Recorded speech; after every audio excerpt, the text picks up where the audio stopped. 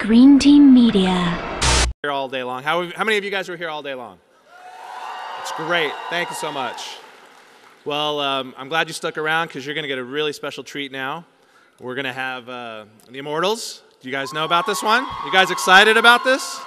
Okay, great.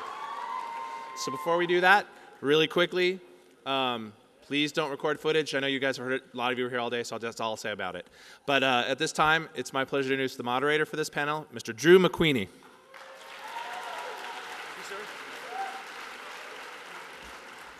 Good afternoon, everybody. Hi, Wondercon. I'm Drew McQueenie from HitFix.com, and it is my distinct pleasure today to bring you the very first footage screened anywhere in the world from the new film Immortals.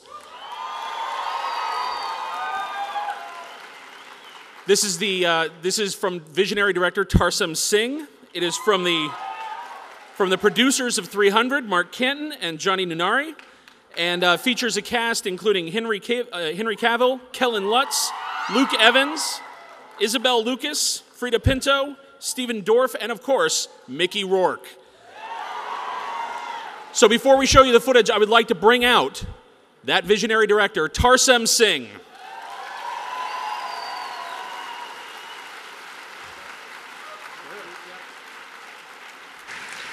And of course, producer Mark Canton.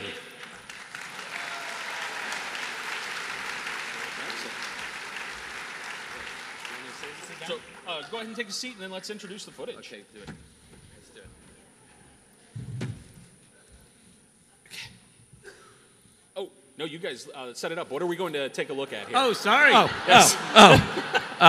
We are, first of all, welcome everyone. We love Wondercon. We love San Francisco. We're very happy to be here.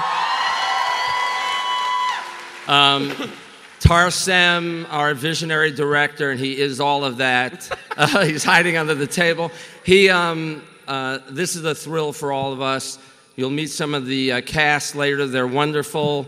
Ryan Kavanaugh, Tucker Tooley of Relativity really backed us all the way with this movie. Johnny and myself are proud and privileged to be part of it, and we're going to show you, the first audience in the world, a teaser trailer from the movie, and believe me, it's just the beginning of the beginning with this movie. Thank you for being here. All right. So there's one there, and there's one. I love this. Thank you. Thank you. Thank you. All right, now let's meet some of the cast as well. First, Athena, the goddess of wisdom, Isabel Lucas.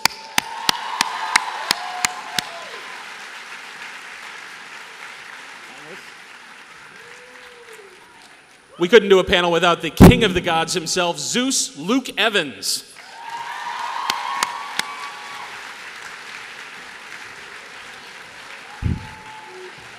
And this next gentleman is also playing a role that you guys know, Superman, Henry Cavill.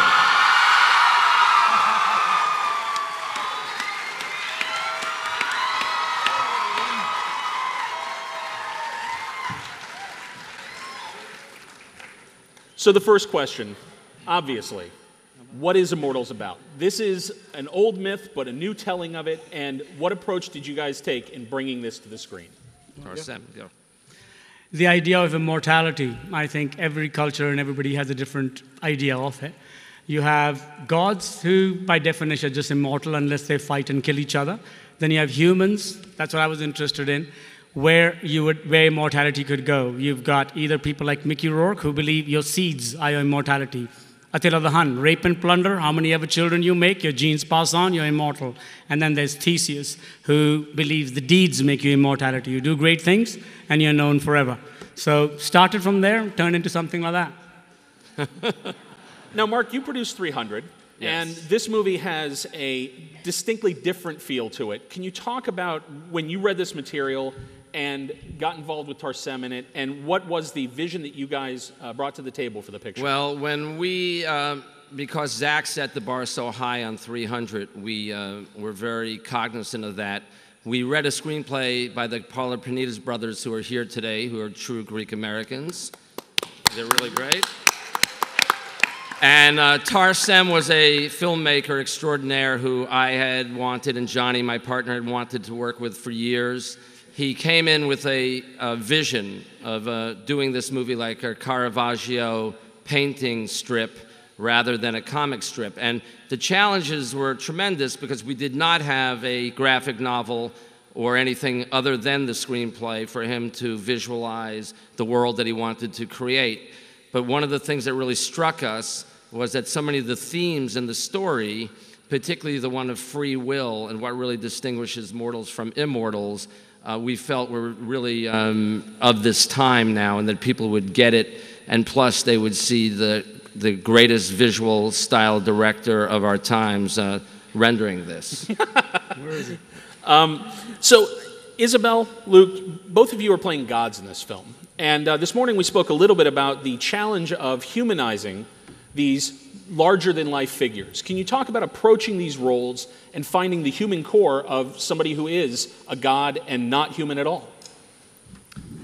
Well, yeah, it's an interesting one, isn't it? You can't reference any human person that's been a god, so you have to strip it all bare and see. For me, I always stripped Zeus bare and just saw what he was. And he's a father, he's a king, he's a lawgiver, he's authoritative, and I used all of those factors to create a god that has flaws, he has insecurities, he loves, he cares, and he believes in this character that Henry plays. And that's what I wanted to hopefully bring to Zeus, so that people can not just see this strong, king of the gods, but also see somebody that had lots of other layers to him. And I think you did that really well. You made him very relatable, because it's true with the insecurities and realizing that the gods also were not perfect in a way. They were human in that way, that they did have their insecurities too.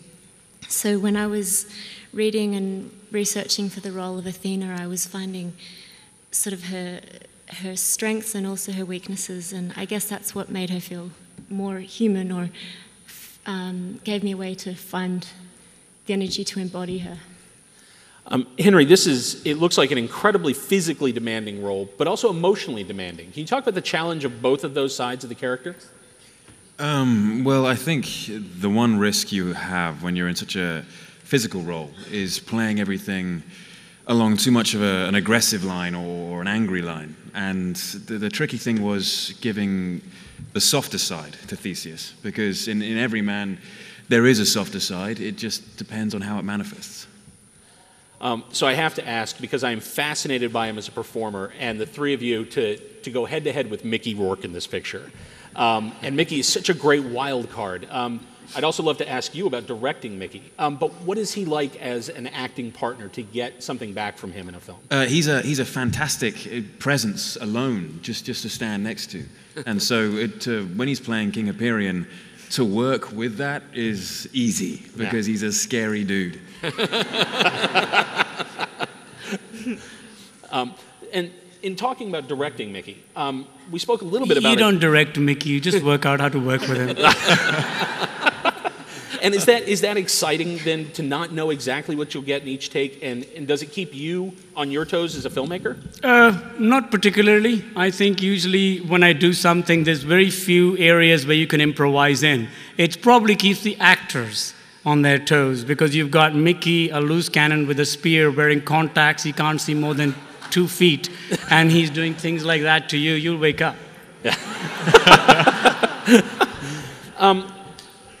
Your visual style is so impressive in this picture, but listening to how you worked on The Fall, your last film, it really feels like, there we go.